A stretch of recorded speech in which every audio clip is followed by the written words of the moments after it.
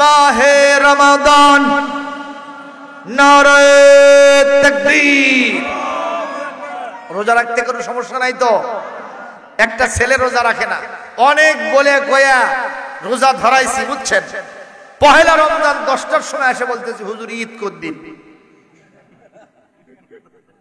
কয়টার সময়? কয় রমজান? 1 রমজান। তো জিজ্ঞেস করলাম, বাবা কেবল 10টা বাজে রে, তাও একদিন, এখন ঈদের খবর নিস, কারণটা কি? কয় হুজুর ঈদ হবি না? তো হবি তো 1 মাস পরে, আজই কে? হ্যাঁ, তার মানে বোঝা যায় ওর কষ্ট হচ্ছে। জোরেগণ ঠিক কিনা? সুতরাং কষ্ট নাই। রমাদানের রোজা আমরা রাখি কার জন্য? আল্লাহর জন্য। যদি কেউ কিছু করার নিয়ত করে, এটা তার জন্য বার্ডেন হয় না, অ্যাসেট হয়। সুবহানাল্লাহ। হযরত ওমর রাদিয়াল্লাহু তাআলা আনহু তাওরাত কিতাব নিতে গেছিলেন তুর পাহাড়ে আল্লাহর কাছে, ঠিক কিনা? করে 40 দিন পর্যন্ত রোজা রাখছেন, ইফতার সাহারি প্রকাশ্যে তিনি করেন নাই। সুবহানাল্লাহ। তাহলে ওনার কষ্ট হয়েছে? কতখানি কষ্ট হয়েছে? কষ্ট হলে তো একদিনও থাকতে পারতেন না। সেই মুসা খিজির আলাইহিস সালামের সাথে যখন দেখা করতে যাচ্ছে, ওনার সফর সঙ্গী ইউশা ইবনে নুনকে দিয়েছে একটা মাছের দায়িত্ব। আল্লাহ বলছে এই মাছ ধরে না রাখবে, যখন আমাদের ক্ষুধা লাগবে ওখান থেকে কাটে কাটে খাবো। কিছুক্ষণ পর হযরত মুসা বলছেন, وقال موسى لفتاه آتينا غداءنا لقد لقينا من سفرنا هذا نصبا। যুরকার আল্লাহু আকবার। হযরত মুসা বললেন, ও আমার সফর সঙ্গী ইউশা ইবনে নুন, মাছটা দাও, নাস্তা করি, খুব কষ্ট লাগতেছে। অথচ একদিনের অর্ধেক সময় তিনি যাপন করেছেন, এতেই তার কষ্ট হয়। আর ওদিকে 40 দিন পর্যন্ত থাকলেন, তাও কষ্ট হলো না, কারণ 40 দিন ছিলেন রোজার নিয়তে। আর এই একটা অর্ধবেলা তিনি রোজার নিয়ত করেন নাই, তাই কষ্ট হয়েছে। সুতরাং কার জন্য ইবাদত করব? ওয়ামা উমিরু ইল্লা লিয়াবুদুল্লাহ মুখলিসিনা লাহুদ্দিন। এই পৃথিবীতে আমার বান্দাদেরকে আমার একনিষ্ঠ ইবাদত করা ছাড়া অন্য কোনো কারণে পয়দা করি নাই। সুতরাং জীবনে যা করব কার জন্য করব? এই ওমর রাদিয়াল্লাহু তাআলা আনহু, তিনি 12টা রাজ্য ছিল তার, একটা রাজ্যের নাম ছিল হিমসনগর। যেরকম কি নগর? এই হিমসনগরের তিনি একজন শাসনকর্তা নিযুক্ত করলেন, যার নাম সাঈদ ইবনে আমর রাদিয়াল্লাহু আনহু। তিনি সেখানে পাঠায় দিয়া যখন মদিনাতে অবস্থান করছেন, 1 বছর পরে হিমসনগর থেকে কিছু লোক আসছে ওমরের কাছে। কথা কি শুনতেছেন? 1 বছর পরে আসছে। আসার পরে হযরত ওমরকে বলতেছেন, আমরা আপনার কাছে সাহায্য নিতে আসলাম। কেন? বলে আমাদের এলাকায় এখন দুর্ভিক্ষ চলতেছে, খাওয়া দাওয়া নাই, পরার কাপড় নাই, থাকার জায়গা নেই। তো ঠিক আছে, তোমাদের ওখানে নেতাকে? বলে নেতার নাম সাঈদ ইবনে আমর। তো উনি কি করেন? উনি ওখানে থাকতে এরকম অবস্থা হচ্ছে, যাই হোক নাম লেখো, নামে নামে বরাদ্দ দিব। সুবহানাল্লাহ। আমাদের দেশে যখন ভিজিএফ দেয়, বয়স্ক ভাতা দেয়, কতক্ষণ না কেন, তখন নাম লিস্ট দেওয়া লাগে না? কিন্তু এখানে 2 নম্বরই, 4 নম্বরই, 22 নম্বরই বোধহয় নাই নাকি? জনগণ আছে না নাই? 10 বছর আগে একজন মারা গেছে, ওর নামও ঢুকাই দিয়েছে, আছে এইরকম অবস্থা। যাই হোক, হযরত ওমর বললেন, আমি কোনো দুর্নীতি করব না, নামে নামে বরাদ্দ দিব। প্রায় 25 জন লোকের নাম লেখা হলো। কতজন? সেখানে দেখলেন 1 নম্বর নামটা হলো সাঈদ ইবনে আমর আল জুমাহি রাদিয়াল্লাহু আনহু। উনি জিজ্ঞেস করলেন, এই 25 জন নামের শীর্ষে যার নামটা, এই লোকটা কি? বলে হুজুর, ইনি হলে আমাদের নেতা। তো নেতার নাম গরিব মানুষের কাতারে 1 নম্বরে কেন? তো বলছে, ওনার যা লাইফ স্টাইল, ওনার যা জীবন চলার পদ্ধতি, এত দিনহীন গরিবানা হালত আমাদের মন বাধ্য করেছে, গরিবদের তালিকায় যদি 1 নম্বরে কারো নাম দাও, তাহলে নেতার নাম দিতে হবে। আরো জোরে কর। তাহলে গরিবদের তালিকায় নেতার নাম কয় নম্বরে ভাই? 1 নম্বরে।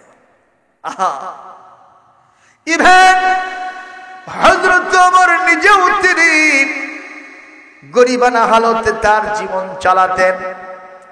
তার কলিজার টুকরার সন্তান নাম ছিল আব্দুল্লাহ। কি নাম?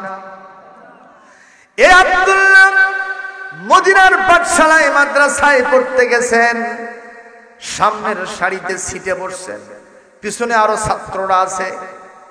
ওরা আব্দুল্লাহর পিছনে কি যেন দেখে হাসাহাসি করে। আব্দুল্লাহ বারবার পিছনে তাকায়, দেখেন ওরা শুধু অট্টহাসি করে আর ক্রিটিসাইজ করে।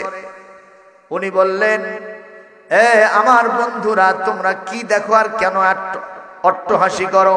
কেন তোমরা আমাকে দেখে ট্রল করো? কি হয়েছে তোমাদের? বলে, আব্দুল্লাহ, একটা জিনিস দেখে আশ্চর্য হচ্ছি, তুমি নাকি এই দেশের খলিফার সন্তান। বলে, তোমাদের বিশ্বাস হয় না? বিশ্বাস তো হয়ই, কিন্তু আমরা আশ্চর্য হয়ে যাচ্ছি। তোমার পিছনে যে জামা পরে আসছো, এই জামার পিছন সাইডে আমরা গুনতে পাচ্ছি, একটা নয়, দুইটা নয়, চামড়া দিয়া 14টা তালি দেওয়া হয়েছে।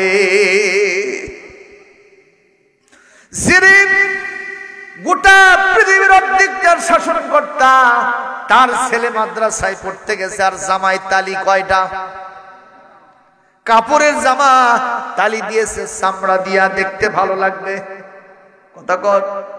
যেই বলছে তুমি আমিরুল মুমিনিনের ছেলে, আর তোমার জামা এরকম তালি যুক্ত, আমরা মানতে পারছি না, এই জন্য হাসাহাসি করতেছি। আব্দুল্লাহর কলিজার ভিতরে ঢুকে গেল ব্যথা বেদনা, শেল ঢুকে গেল। উনি ছোট হয়ে গেলেন। বাড়িতে ছুটি হওয়ার পরে গেছেন, চোখের পানি দিয়ে বুক ভাসায় দেন।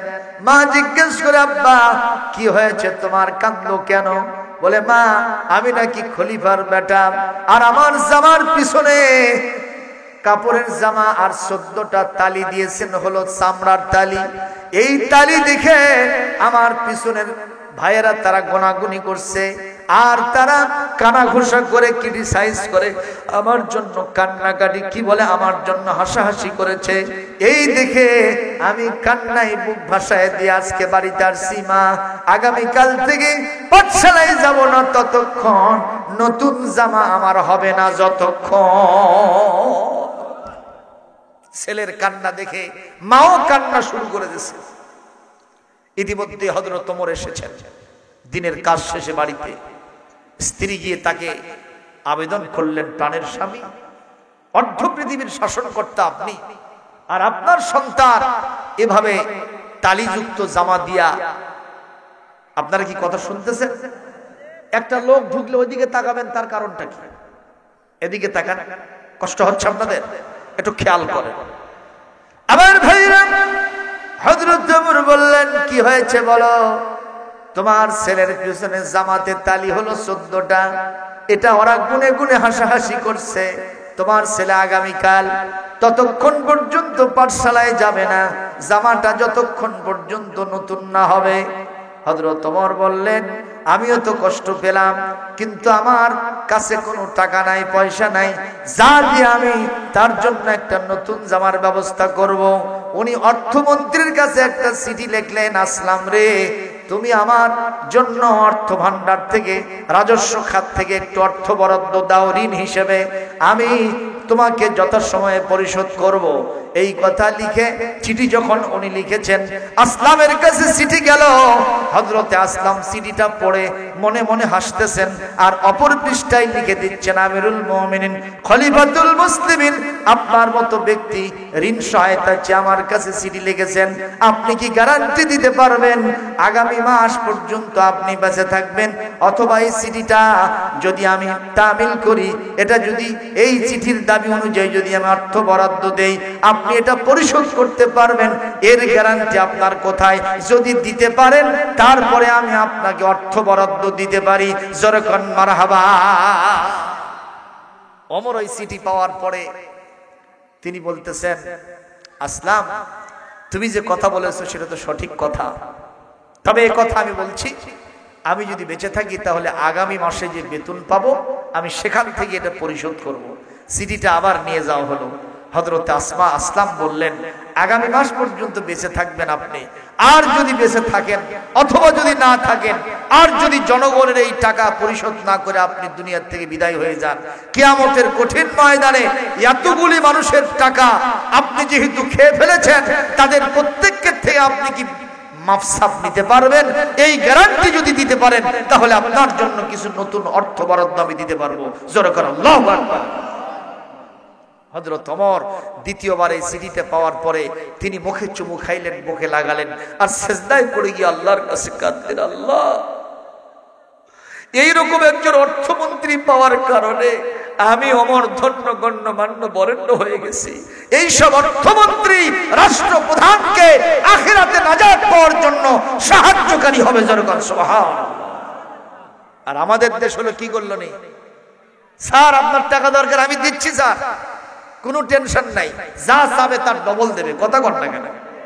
এরকম কারবার আছে না নাই?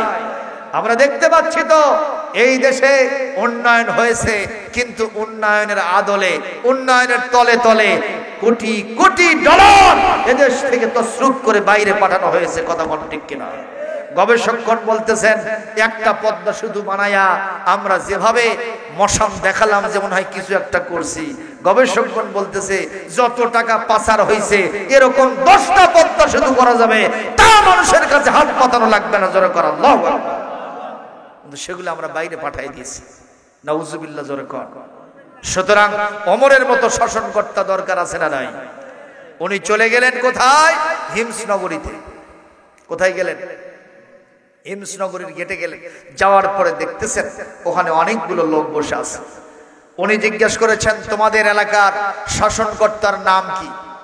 ওরা বলতেছে আমাদের শাসনকর্তার নাম হলো সাঈদ ইবনে আমর আল জুমাহি রাদিয়াল্লাহু আনহু।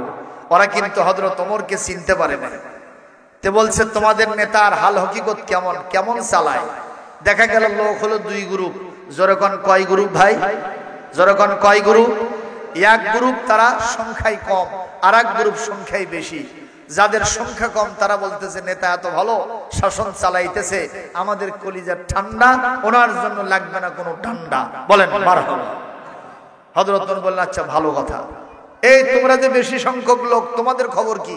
ওরা বলতেছে আমাদের নেতা এত খারাপ চালাচ্ছে যে ওনার বিরুদ্ধে আমাদের একটা নয়, 2টা নয়, 4টে অভিযোগ আছে। জোরে কোন কয়টা? জোরে কোন। সেই 4টে অভিযোগ কি কি? কই একটা অভিযোগ হলো আমাদের নেতা মাসে একদিন ছুটি ছাটা ছাড়াই অফিসে আসে না, এটা আমাদের অভিযোগ নেতার বিরুদ্ধে। 2 নম্বর, আমাদের নেতা আসা লাগবে সকাল 10টায়, উনি আসে 11টায়, প্রত্যেক দিন 1 ঘন্টা লেট। 3 নম্বর অভিযোগ, আমাদের নেতা যখন কোনো মঞ্চে বসে বিচার সালিশ করে, ওয়াজ নসিহত করে, হঠাৎ করে কি হয়, সেন্সলেস হয়ে বেহুশের মাটিতে পড়ে যায়। একটা নয়, 2টা নয়, যত ওয়াজ শুনতে গেছি, যত বিচার সালিশে গেছি, নেতার একই অবস্থা। এটা 3 নম্বর অভিযোগ। 4 নম্বর অভিযোগ হলো আমাদের নেতাকে যদি আমরা এশার নামাজ পর আমরা যদি তার বাসার সামনে গিয়ে ডাকাডাকি করতে করতে মরেও যাই, ফজর পর্যন্ত ডাকলে নেতা আমাদের ডাকে সাড়া দেয় না। এই 4টে অভিযোগ নিয়ে নেতার বিরুদ্ধে আমরা বসে আছি। আপনাকে বলবো না, ওমরকে যদি কোনোদিন পাই তখন তাকে বলবো। কথাগুলো বলতেছে কাকে? জোরে করে আল্লাহু আকবার। দেখেন সেই সময়ের নেতাদের কোনো ভাব ছিল না। আর এখন যদি সিরিয়াল নম্বর নাই যে নেতার, ওর পেছনেও 100টা মোটরসাইকেল। কথা কয় না বলে। নন্দীগ্রামে ওয়াজ করতে গেছি বুঝছেন, তো ওখানে একটা মাহফিলে গেছি, আমার সফর সঙ্গীরা খাইতে বসছে, কিন্তু দেখা যায় কিছুক্ষণ পর গোশত নাই, মাছও নাই, তরকারিও নাই। তো কর্তৃপক্ষের লোকেরা এসে করছে হুজুর আমরা ব্যর্থ, তার মানে খাবার আর নাই। কি সম্মান দিল বক্তা, চিন্তা করে। আমি বললাম বিষয়টা কি ভালো করে কর। কয় হুজুর একটা নেতা আসছিল, তার সাথে 100 জন লোক আছে, ওদের গুলো তো ওরা খাসেই, আপনাদের জন্য যা তৈরি করছিলাম এগুলো নুমে সুমে খায়া শেষ। জোরে করে এই সব নেতার অভাব আছে বাংলাদেশে। আহারে, সেখানে হযরত ওমর আল্লাহর কাছে কবুলিয়ত পেয়েছেন, রাসূলের কাছে কবুলিয়ত পেয়েছেন, আমিরুল মুমিনিন খলিফাতুল মুসলিমিন হয়েছেন। সেই হযরত ওমরের সাথে কোনো চেলা নাই। বলেন মারহাবা। ওরা চিনতে পারছে না। হযরত ওমর বললেন তোমরা যদি আমাকে চিনতে নাও পারো, আমি পরিচয় দিচ্ছি, শোনো, আমি আর কেউ নয়, ওমর ইবনুল খাত্তাব। আমি হলাম এই দেশের ওমর ইবনুল খাত্তাব, আমিরুল মুমিনিন। সে কথাও বলতেছে না। সুবহানাল্লাহ। ওরা তখন 4 হাত মনে লাফে উঠছে, হাই রে সর্বনাশ, যার সামনে শয়তান হাঁটতে পারে না রে, বোধহয় খবর হয়ে যাবে। জোরে কোন কথা ঠিক না ঠিক? এই মুহূর্তে উনি বললেন, শোনো আমি বলছি শোনো, এই মুহূর্তে যারা কম সংখ্যক লোক তার ব্যাপারে সার্টিফিকেট দিয়েছো, আমি তাদেরটা গ্রহণ করব না। মেজরিটিস মাস্ট বি গ্রান্টেড, লেটস আকসারি হুকমুল কুল, যারা বেশি সংখ্যক আমি তাদেরটাই গ্রহণ করব। জোরে কোন কথা ঠিক কিনা? জোরে কোন কথা ঠিক কিনা? ভাইরা আমার, হযরত ওমর বললেন, দেখি তোমরা যারা অভিযোগ দিয়েছো, চলো তোমাদের নেতার কাছে যাব। ওই চারজনকে ধরে নিয়ে, ওই লোকগুলোকে ধরে নিয়ে তিনি চলে গেলেন সেই হযরতে সাঈদ ইবনে আমরের যেটা অফিস ছিল, সেই অফিসে। সাঈদ ইবনে আমর তো আগে থেকে জানেন না যে ওমর আসতেছে। ওনাকে দেখে উনি স্ট্যান্ড আপ দাঁড়িয়ে গেছেন। আল্লাহু আকবার কর। হযরত আমর বললেন, সাঈদ, কি জন্য পাঠাইছি তোমাকে এখানে? তুমি শুধু সুবহানাল্লাহর জিকির করবা, কোরআন তেলাওয়াত করবা, এজন্য পাঠাই নাই। ইন্নাল কারিমা ইদা দুইয়া ইলা তুআনাতিন লা আজাব। এই পৃথিবীতে নেতৃস্থানীয় লোকদেরকে যখন বিপদ মুসিবতে ডাকা হবে, তাদের বিপদ মুসিবত উদ্ধারের জন্য জান প্রাণ নিয়ে তাদের মাঝে ঝাঁপায় পড়বে। জোরে কোন ঠিক কিনা? কি করেছো তুমি? এতগুলো অভিযোগ তোমার বিরুদ্ধে দায়ের হয়, কোন কারণে জবাব না দিলে আমার তরবারি তোমাকে কখনো ছাড়বে না। অভিযোগ কয়টা? আরো জোরে বলেন। ওই মহিলার অভিযোগ ছিল কয়টা? কয়টা আছে এখনো? শোনার দরকার আছে না নাই? আমার ভাইরা, কবি বলছে, একটা ওমর এই জামানায় দাও হে মেহেরবান, একটা ওমর এই জামানায় দাও হে মেহেরবান। দিনের পথে অকাতরে, দিনের পথে অকাতরে বিলিয়ে দেবে প্রাণ, একটা ওমর এই জামানায় দাও হে মেহেরবান। ফিলিস্তিন আর কাশ্মীরেতে মরছে ধুকে ধুকে, কেউ যেন আজ নাই রে তাদের একটু চেয়ে দেখি। একটা খালিদ পাঠাও তাদের, একটা আলী পাঠাও তাদের, দিতে পরিত্রাণ করতে আহ্বান। একটা ওমর এই জামানায় দাও হে মেহেরবান। জোরে, একটা ওমর এই জামানায় দাও হে মেহেরবান। দিনের পথে অকাতরে, দিনের পথে অকাতরে বিলিয়ে দেবে প্রাণ, একটা ওমর এই জামানায় দাও হে মেহেরবান। একটা মারহাবা জোরেও দেওয়া যায় না? সবাই মিলে দেন, আরো জোরে দেন। এ পুলিশের ভয় আছে নাকি? আর পুলিশ আসে? বরং পুলিশেরা কয় যে হুজুর আপনারা চালান। কথা বলেন না কেন? সেই দিন এক পুলিশ আমাকে ধরছে, ধরে কয় হুজুর আপনারা কিছু লোক পুলিশে ঢুকিয়ে দেন। আশ্চর্য কথা, আমরা পুলিশে কেমনে লোক ঢোকাবো? এখন তো আপনারাই সব। জোরে কোন আল্লাহু আকবার, আল্লাহু আকবার বলে। যেই হুজুরদেরকে মাটির সাথে মিশায় দেওয়ার জন্য চেষ্টা হয়েছিল, আজকে সেই হুজুরদের মাহফিলে লক্ষ লক্ষ মানুষেরা হাজিরা। কথা গো, যেই মিজান আজহারিকে আমার এই দেশ থেকে চোখের পানি ফেলে দিয়া এখান থেকে বিদায় হতে হয়েছিল, ৬টা বছর নির্বাসনে থাকলেন। ফ্যাসিস্টের পতনের পরে তিনি আমার হাসতে হাসতে বাংলার জমিনে আসলেন। জোরে কোন কথা ঠিক কিনা? এখন তার মাহফিলে ১ লক্ষ ২ লক্ষ নয়, প্রায় অর্ধ কোটি মানুষ উপস্থিত হচ্ছে। কথা কন না কেন মুসলমান? কেউ ঠেকাতে পারতেছে না, ঠেকবেও না। মিজান আজহারির মাহফিলে যদি এত লোক হয়, আমাদের মরহুম আল্লামা কোরআনের পাখি ৫০ বছর যিনি কোরআনের তাফসীর করেছেন, তেনার জীবনের ২টা স্বপ্ন ছিল সর্বশেষ। একটা হলো আমি আরেকটা বার কোরআনের তাফসীর মাহফিলের মঞ্চে যেতে চাই। দ্বিতীয় নম্বর, আমি আরেকটা বার সৌদি আরবে গিয়ে মক্কা মুকাররমা মদিনাতুল মুনাওয়ারা সফর করে মদিনাতেই আমার জীবনের শেষ সময় কাটাতে চাই। এগুলো কি খুব খারাপ? জনগণ খারাপ। এই স্বপ্ন যার বাস্তবায়ন হতে দিল না, ইভেন তার জানাজা পড়তে দিল না, ইভেন তার জন্য দোয়া করতে দিল না, আপনারা বলেন সেই মানুষগুলো কি ভালো হতে পারে? বলে কোন ভালো হতে পারে? আমরা ডাইরেক্ট বলতে চাই কোরআনের মঞ্চ থেকে, যারা আমার কোরআনের পাখির জানাজা হতে দিল না, দোয়া করতে দিল না, বাংলার জমিনে তাদের জানাজা কোথায় হবে আমরা জানতে চাই। জোরে বলুন কথা ঠিক কিনা? এই দিন দিন নয়, আরো দিন আছে, এই দিন নিয়ে যাবে সেই দিনের কাছে। জোরে কোন কথা ঠিক কিনা? আজ তোমরা কোথায়? কোথায় হয়রানিও? তুমি কোথায়? আজকে আল্লামা দিলওয়ার হোসেন সাঈদী ইন্তেকাল করার পরে তার সম্মান মর্যাদা জীবিত সাঈদীর চাইতে মরহুম মৃত সাঈদীর মর্যাদা জমিনে আরো বেশি হয়ে গেছে। আল্লাহু আকবার কও। তার দুইটা কলিজার টুকরো সন্তান শামীম বিন সাঈদী, মাসুদ বিন সাঈদী আগামী নির্বাচনে পিরোজপুর থেকে প্রতিদ্বন্দ্বিতা করবে। আমরা আশা রাখছি ইনশাআল্লাহ লক্ষ লক্ষ ভোট নিয়ে জাতীয় সংসদে গিয়ে তারা মন্ত্রী হবে ইনশাআল্লাহ। জোরে বলে। তাহলে তুমি কি তাদের লস করতে পারছো? এই জালেমেরা, তোমরা কি মজলুমদের লস করছো? আমাদের গ্রাম বাংলায় একটা কথা আছে, বলবো? আমি দেখলাম আগে লোকেরা বউ পিটতো খুব বেশি, হ্যালো বান্টি দিয়ে। আমার বউরা শাহজাহানপুর উপজেলায় বাড়ি তো, গোহাইল ইউনিয়নে। তা আমি দেখলাম এক লোক জমিনে হাল বইতে গেছে, তখন তো গরুর হাল, মহিষের হাল, ঠিক কিনা কয়? তা এখন হাল বয়া স্ত্রীকে বলে গেছে 11টার সময় অত দেরি করবা না, 10টার ভিতরে পান্তা নিয়ে যাবো। দেখা যাচ্ছে 11টা বাজে, 12টা বাজে, এখন কিন্তু পান্তা নিয়ে যায় না।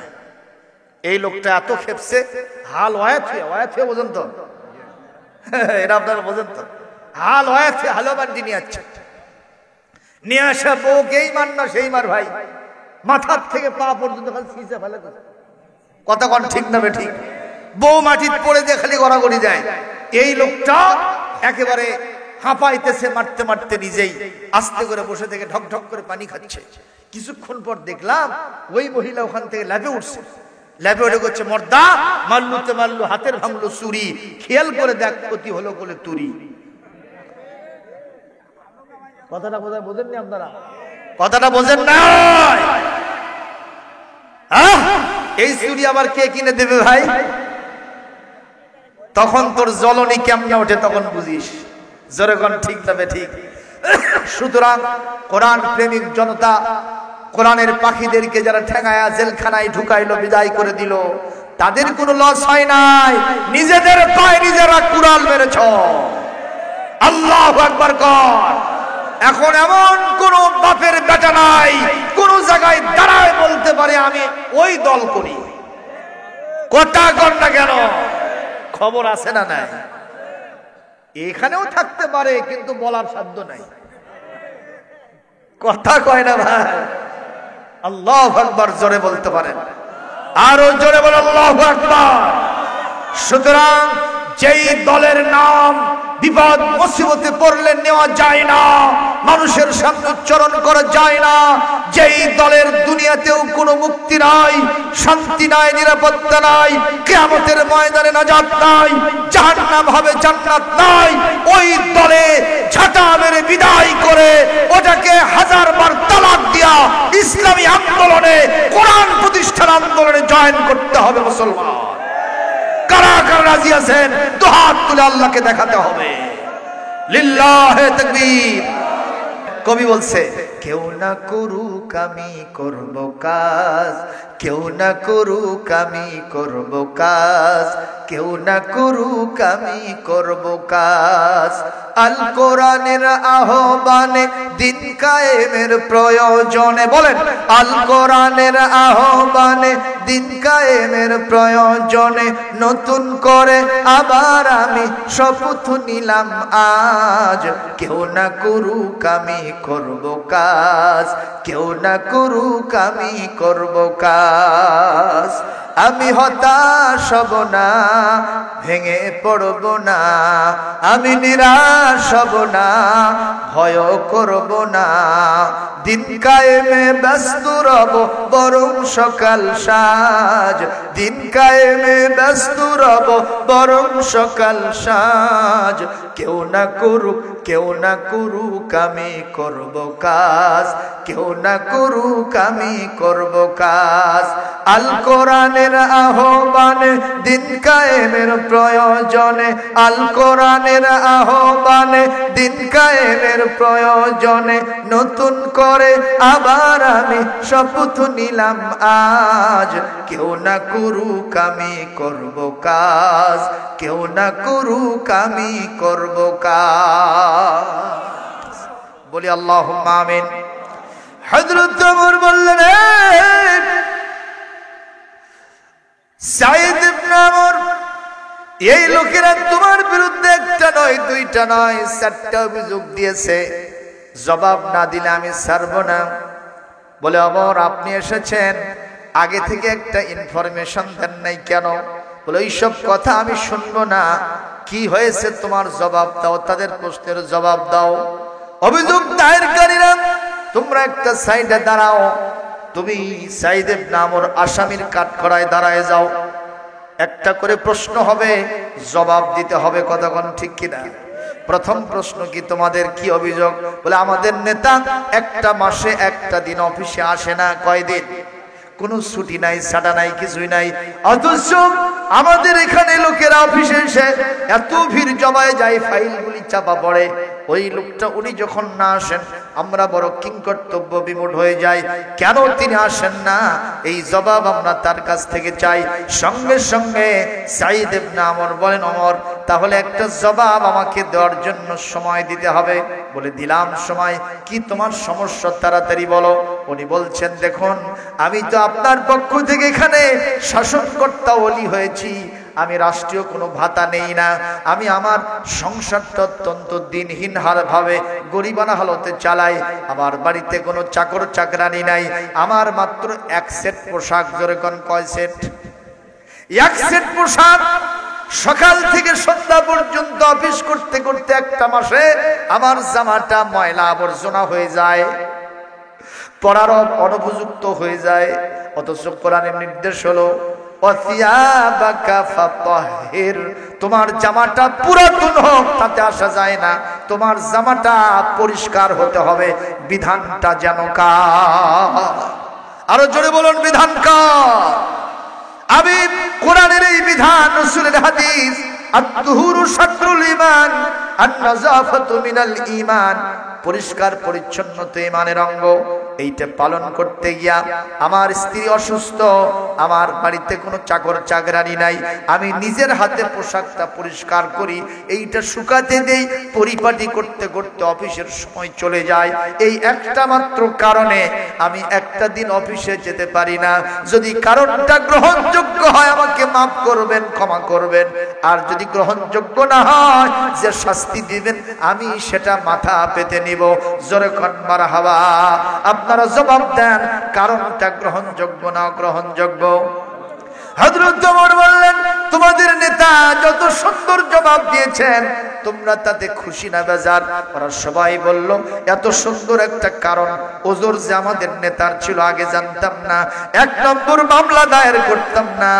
আমরা সবাই খুশি হয়ে গেছি, সন্তুষ্ট হয়ে গেছি। আমরা 1 নম্বর মামলা স্বেচ্ছায় উইথড্র করে নিলাম। জোরে কোন সুবহানাল্লাহ। নেতার পোশাক কয় সেট ভাই? আর আমাদের দেশের সাবেক এক নেতা ছিল, নাম বলবো না, 3 ট্রাক খালি শার্টের পরিমাণ, শার্ট, এই যে পরিধেয় যে শার্ট কাপড়, এইটার পরিমাণ হলো 3 ট্রাক। নাউজুবিল্লাহ, জোরে কোন। তার মানে একদিন যেটা পড়ছে ওটা পরের দিন থেকে রিজেক্ট, ওটা আর চলবে না। এই জাতীয় নেতা আমাদের দেশে আছে না নাই? সেখানে ওনার পোশাক হলো 1 সেট। আল্লাহু আকবার, জোরে কোন। জোরে বলুন, কারণটা কি গ্রহণযোগ্য না গ্রহণযোগ্য? দ্বিতীয় নম্বর কি কারণ? বলো, তোমাদের কি জবাব, কি প্রশ্ন আছে, তার বিরুদ্ধে কি অভিযোগ আছে? ওনারা বললেন, নেতা আমাদেরকে আসতে হবে 10টায়, উনি আসেন হলো 11টায়, প্রত্যেক দিন 1 ঘন্টা লেট। চাকরি থাকার কথা না, জোরে বলেন ঠিক কিনা? আমরা যারা চাকরি করি অ্যারাইভাল এবং ডিপার্চার একটা সময় আগমন প্রত্যাগমনের বিষয় আছে। তো সুতরাং তুমি 10টায় আসতে হবে, 11টায় আসো। কি খেলতামাশা করো এখানে এসে? কি জন্য এখানে আসছো? এ সাঈদ, জবাব না দিলে তোমাকে ছাড়বো না। সাঈদ ইবনে আমর কান্না শুরু করে দিয়েছেন। আল্লাহু আকবার। তিনি বলছেন, আমার একটু সময় দেন। বলে, দিলাম, কথা বলো। বলে, আমি আগে বলেছি রাষ্ট্রীয় কোনো ভাতা নেই না, আমার বাড়িতে কোনো চাকর চাকরানি নাই, খাদেম খাদেমা নাই, আমার বিবি অসুস্থ মানুষ, প্রত্যেক দিন সকালবেলা ঘুম থেকে উঠে ফজরের নামাজ জামাতের সাথে আদায় করি, কোরআনে কারীম তেলাওয়াত করি, স্ত্রী পুত্র সন্তান কন্যাদের পরিপাটি নিজেই করি, পরিষ্কার পরিচ্ছন্নতা করার পরে তরকারি কেটে কুটে নিয়ে রান্না বান্না সেরে বিবির মুখে উঠায় দেই, এরপরে আমি সন্তানদেরকে খাওয়াই, এরপরে নিজে আমি খাওয়া দাওয়া গ্রহণ করি, সন্তানদেরকে পাঠশালায় পাঠায় দিয়া আমি অফিসে আসতে গিয়ে 1 নয় 2 নয়, বেশি নয়, সামান্য মাত্র 1টা ঘন্টা লেট হয়। আসতে হবে 10টায়, আমি আসি 11টায়। এটা ছাড়া আমার আর কোনো কারণ নাই। যদি গ্রহণযোগ্য হয় আপনি মেহেরবানি করে আমাকে মাফ করে দিবেন, আর যদি গ্রহণযোগ্য না হয় যে শাস্তি দিবেন সেটা মাথা পেতে নেব। ওই অভিযোগ দায়েরকারীরা সবাই ফুপিয়ে ফুপিয়ে কাঁদতেছেন, আর এই মুহূর্তে তারা উইলিংলি অত্যন্ত স্বতঃস্ফূর্ত ভাবে জবাব দিয়ে বললেন, আমাদের নেতার যে এত সুন্দর একটা কারণ আছে এটা আমরা আগে জানতাম না। এত সুন্দর জবাব দেওয়ার জন্য আমরা খুশিতে বাগবাগ হয়ে গেছি। আমরা 2 নম্বর আমাদের মামলাটা ইচ্ছা করে স্বেচ্ছায় আমরা উইথড্র করে নিলাম। জোরে বলেন সুবহানাল্লাহ। আর কয়টা থাকলো ভাইজান? এইবার জিজ্ঞেস করলেন, তোমাদের 3 নম্বর অভিযোগ কি? বলে, আমাদের নেতার বিরুদ্ধে 3 নম্বর অভিযোগ হলো, নেতাকে যখন রাতের বেলায় ডাকতে যায়, বাদাল এশা থেকে ইলা সুবহে, ফজর পর্যন্ত যদি ডাকি, আমরা যদি ডাকতে ডাকতে মরে যায়, নেতা বাড়ির থেকে কখনো বের হয় না। সঙ্গে সঙ্গে সাঈদ ইবনে আমর কান্না শুরু করে দিয়েছেন, কান্না থামে না। কি তোমার জবাব? তাড়াতাড়ি দাও। বলে, ওমর, যদি এটার জবাব নিতে হয় আমাকে কোরআনের দিকে যেতে হয়। সেটা কি? আল্লাহ কোরআনে বলেন, ওয়া মিনাল লাইলি ফাতাহাজ্জাদ বিহি নাফিলাতাল লাক আসাব আইয়াবআসাকা রাব্বুকা মাকামান মাহমুদা। আমার আল্লাহর কোরআনের দিকে যেতে হয়। তাতাজাফা জুনুবুহুম আনিল মাদাজি ইয়াদউনা রাব্বাহুম খাওফান ওয়া তামআন ওয়া মিম্মা রাযাকনাহুম ইউনফিকুন। আল্লাহর কোরআনের দিকে যেতে হয়। আল্লাহ পাক বলেন, ফাইদা ফারাগতা ফানসাব ওয়া ইলা রাব্বিকা ফারগাব। আল্লাহ পাক বলেন, দিনের কাজকর্ম সেরে রাতের বেলায় যখন একাকী হয়ে যাবা, আমি আল্লাহর সাথে প্রেম করার জন্য রাত্রে দাঁড়ায়া আমার স্মরণে তাহাজ্জুদের নামাজ পড়ো রে। রাতের বেলায় বিছানা থেকে পিঠটা আলাদা করে যে ব্যক্তি আমার স্মরণে রুকু সেজদায় সময় কাটায়, কিয়াম কুত কিরাতের মধ্যে সময় কাটায়, আমি কাল কিয়ামতে তাদেরকে আমার রহমতের চোখ দিয়ে খুঁজতে থাকবো, ওদেরকে ধরে নিয়া সরাসরি আমার জান্নাতের ভেতরে ঢুকাইয়া দিব। এবার সকাল থেকে সন্ধ্যা পর্যন্ত দেশ ও জাতির খেদমত করি, পরিবারের জন্য সময় দেই, আল্লাহকে একান্ত মনে ডাকার সুযোগ পাই না। আমি মাগরিব থেকে আমি যখন আস্তে করে এশার নামাজ পড়ে যখন বাসায় ঢুকি, আমি এশার নামাজ পড়ে ফজর পর্যন্ত বিছানার সাথে আমার পিঠটা লাগাই না, আমি কোনো আরাম ফরমাই না। আমি রাতের বেলায় দাঁড়ায়া দাঁড়ায়া মহান আল্লাহর জন্য তাহাজ্জুদের নামাজ পড়ি।